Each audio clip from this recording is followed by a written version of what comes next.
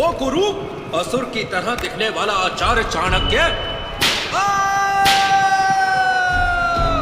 पीपली one में चंद्रगुप्त और मुरा की कुटिया के अंदर कुछ दूर से किसी के चीखने की आवाज आ रही थी।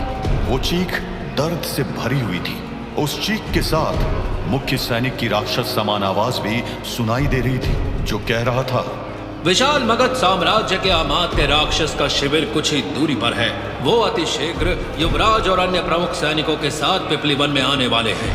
यदि उनके आने के पूर्व उस कुरूप आचार्य चाणक्य के बारे में कुछ पता नहीं चला तो किसी का विनाश हो या ना हो, इस पिपली वन का विनाश अवश्य हो जाएगा। सैनिकों, इस पिपली वन वासी के धड़ से मांस के टुकड़े बाहर खींच लो जब तक इसकी मृत्यु ना हो जाए। इसके ऊपर कोड़े बरसाते रहो।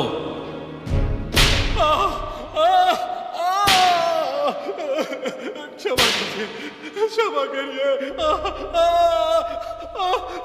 जैसे ही उस आचार्य के बारे में कुछ भी पता चलेगा, हम अमात्य राक्षस के शिविर में सूचना पहुंचाएंगे। सूचना? ये पूर्व में पहुंचा देनी चाहिए थी। मारो इसे। पीपली वन में हो रहे इस अत्याचार की आवाज साफ साफ मुरा और चंद्रगुप्त की कुटिया के अंदर तक आ रही थी।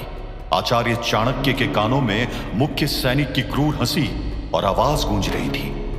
वो कुरूप असुर की तरह दिखने वाला आचार्य चाणक्य।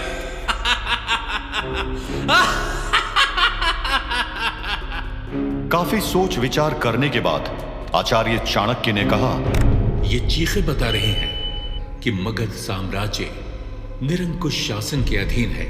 क्या आप लोगों ने मुख्य सैनिक की क्रूर हंसी और उसकी बातों को सुना? आचार्य चाणक्य की इस बात को सुनते ही कुटिया के अंदर मौजूद चंद्रगुप्त, मुरा और वृद्ध शक्टार ने एक एक करके कहा, ब्राह्मण भद्र, ये निरंकुश शासन और अत्याचार आज से नहीं चल रहा है। उस मुख्य सैनिक ने भी अपने वार्तालाप में कई बातें कही हैं। कृपया बताएं, आप किस बात के बारे में पूछना चाह रहे हैं? ब्राह्मण भद्र, माँ सत्य कह रही हैं। कृपा करिए और बताइए आप क्या पूछना चाह रहे हैं। पुत्र चाणक्य, तुम चिंतित मत हो, क्योंकि चिंता चिता के समान है। मुझे ज्ञात है कि तुम किस विषय पर बात कर रहे हो। यही ना कि अमात्य राक्षस का शिविर और सेना पिपली वन के समीप पहुंच चुका है। इसका अर्थ यही हुआ कि कुछ दिनों पश्चात अमात्य राक्षस अपनी संपूर्ण सेना के साथ पिपली वन में आ जाएगा। इसीलिए हम लोगों को कुछ दिनों के अंदर ही यहाँ से सुरक्षित स्थान की तरफ प्रस्थान करना होगा। तात, आपने बिल्कुल यथार्थ कहा। अमात्य राक्षस हमें बंदी बनाने के लिए किसी भी मर्यादा को तोड़ सकता है, परंतु इस समय उसके शिविर में हमारे प्रिय गुप्तचर जीव सिद्धि स्वयं पधारे हुए हैं। यदि कुछ विशेष होगा तो हमें ज्ञात हो जाएगा। वयम राष्ट्रे जागृयाम पुरोहित। राष्ट्र को जागृत करना भी एक आचार्य का कार्य होता है। राष्ट्र की निरंकुश सत्ता को सत्य का मार्ग दिखाने का कार्य हमेशा से आचार्य वर्ग ने किया है और भविष्य में भी आचार्य वर्ग पथ प्रदर्शक का कार्य करते रहेंगे। पुत्र चाणक्य, सत्य कहूं तो मुझे आज भी प्रत्यक्ष रूप से ज्ञात है कि उस रात्रि भारी वर्षा के बीच में अमात्य राक्षस ने मुझसे तुम्हारे विषय में क्या कहा था। तात, आप बताइए, अमात्य राक्षस ने मेरे बारे में क्या कहा था? पुत्र चाणक्य, उसने कहा था कि मगध साम्राज्य के पूर्व अमात्य शक्टार, अब मेरा आपसे एक अनुरोध है कि अगर आप ये जानते हैं कि आचार्य चाणक्य कहाँ हैं, तो मुझे बताने का कष्ट करें। मुझे अतिशीघ्र उनसे मिलना है। मैं आपको वचन देते हुए सुनिश्चित करवाना चाहता हूं कि मैं उन्हें बिना कारणवश किसी भी प्रकार की हानि नहीं पहुंचाऊंगा और ना ही उन्हें महाराज धनानंद के सामने बंदी बनाकर प्रकट करूंगा। अमात्य राक्षस की इस तरह की बातें सुनकर मुझे आश्चर्य हो रहा था। एक क्षण को मेरा दिल तो चाह रहा था कि मैं अमात्य राक्षस की बातों पर विश्वास कर लूं, परंतु मेरी बौद्धिक क्षमता इस बात के लिए अनुमति नहीं दे रही थी। मुझे मगध की राजनीति के बारे में सब कुछ ज्ञात था, इसलिए मैंने काफी विचार किया और फिर अमात्य राक्षस से कहा, अमात्य राक्षस, मगध साम्राज्य की सीमाएं उत्तर पश्चिम तक फैली हुई हैं। पूर्व में जहां तक दिशा जा रही है वहां तक फैली हुई है और दक्षिण में गोदावरी के तट को छूती हैं, और तुम अपने सैनिकों के साथ मेरे द्वार में खड़े हुए हो। कैसे तुम्हारे सैनिक कुटिल नीतियों के स्वामी आचार्य चाणक्य तक पहुंच पाएंगे? सही समय की प्रतीक्षा करो, कुछ समय पश्चात मैं स्वयं ही आचार्य चाणक्य की भेंट तुमसे करवाऊंगा। तुम बस अपनी प्रतिज्ञा का स्मरण रखना। अभी तुम यहां से अपने सैनिकों के साथ प्रस्थान कर सकते हो। यशस्वी भव। तात, मुझे ऐसा प्रतीत हो रहा है कि हमें हर्यक वंश की महागाथा की तरफ आगे बढ़ना चाहिए और इस महागाथा के बाद सुजात के रहस्य से चंद्रगुप्त का परिचय करवाना चाहिए। अति सुंदर पुत्र चाणक्य, अति सुंदर। आगे बताओ, अजात शत्रु के साथ क्या हुआ था? जी ब्राह्मण भद्र, बताइए, अजात शत्रु के साथ क्या हुआ था? चंद्रगुप्त, कौशल के महाराज प्रसेनजीत ने अपने राज दरबार में सभी के सामने बेड़ियों से जकड़े हुए अजात शत्रु से कहा, अजात शत्रु, कौशल का इतिहास रहा है कि हम मित्रता के ऊपर विश्वास रखते हैं, ना कि छल और शत्रुता के ऊपर। इसलिए अपनी जीवा को विराम क्यों दे दिए? आगे बताइए। सैनिकों, कौशल साम्राज्य का महाराज यानी मैं प्रसेनजीत आज्ञा देता हूं कि इसी क्षण अजात शत्रु को लोहे की रस्सियों से स्वतंत्र किया जाए।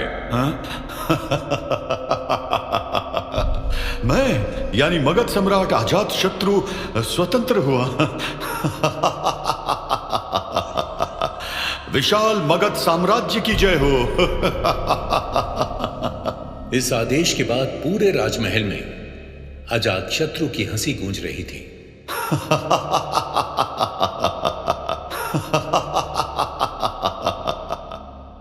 प्रसेनजीत के राज दरबार में सभी अमात्य और गणमान्य लोग अपने स्थान से खड़े हो गए। किसी को इस आदेश की उम्मीद नहीं थी। इस आदेश के विरुद्ध कई लोग आपस में वार्तालाप भी कर रहे थे। नहीं नहीं, ऐसा नहीं हो सकता। अजात शत्रु केवल मृत्यु दंड का अधिकारी है। इस निर्णय को अति शीघ्र बदलना होगा, नहीं तो यह राज दरबार विनाश का साक्षी बनेगा। सत्य कहा, निर्णय सही नहीं है। मृत्यु, केवल मृत्यु दंड ही मिलना चाहिए। प्रतीक्षा करिए, महाराज प्रसेनजीत कुछ आदेश देने वाले हैं। चंद्रगुप्त, राज दरबार में वार्तालाप कर रहे प्रमुख लोगों के वचन महाराज प्रसेनजीत तक पहुंचे। उन्होंने एक और आदेश देते हुए कहा, हम पूर्व में की गई त्रुटि को सुधारने जा रहे हैं। इस राज दरबार में उपस्थित सभी गणमान्य अमात्य और प्रमुख सैनिकों के सामने हम आदेश दे रहे हैं कि अजात शत्रु को स्वतंत्रता के साथ साथ काशी भी वापस किया जाए। ये आदेश आने वाली शताब्दियों को बताएगा कि कौशल साम्राज्य का हृदय कितना बड़ा था और कौशल साम्राज्य और मगध के बीच कितने मधुर संबंध थे। अजात शत्रु को स्वतंत्रता के साथ साथ काशी भी वापस मिल चुकी थी। अजात शत्रु के मन में एक और महत्वाकांक्षा पल रही थी। उसने भरे हुए राज दरबार में सही समय देखा और वार्तालाप को आगे बढ़ाते हुए कहा, अति उत्तम, अति उत्तम। अब आने वाला भविष्य विशाल मगध साम्राज्य और कौशल साम्राज्य की मित्रता का है, परंतु यह मित्रता और मधुर हो सकती है। यदि मित्रता और मधुर हो सकती है तो हम तैयार हैं। अजात शत्रु, आप हमें मार्ग दिखाइए। कोई भी मित्रता वैवाहिक रिश्ते से मधुर होती है।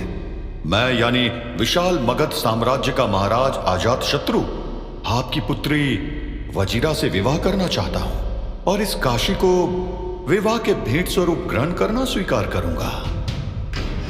मैं अपनी पुत्री वजीरा का विवाह अजातशत्रु से करने के लिए तैयार हूं। साथ ही अब काशी विवाह भेंट स्वरूप में दिया जाएगा। विशाल उत्सव की तैयारी शुरू की जाए। इसी क्षण शाही वाद्य यंत्र का उद्घोष शुरू हो।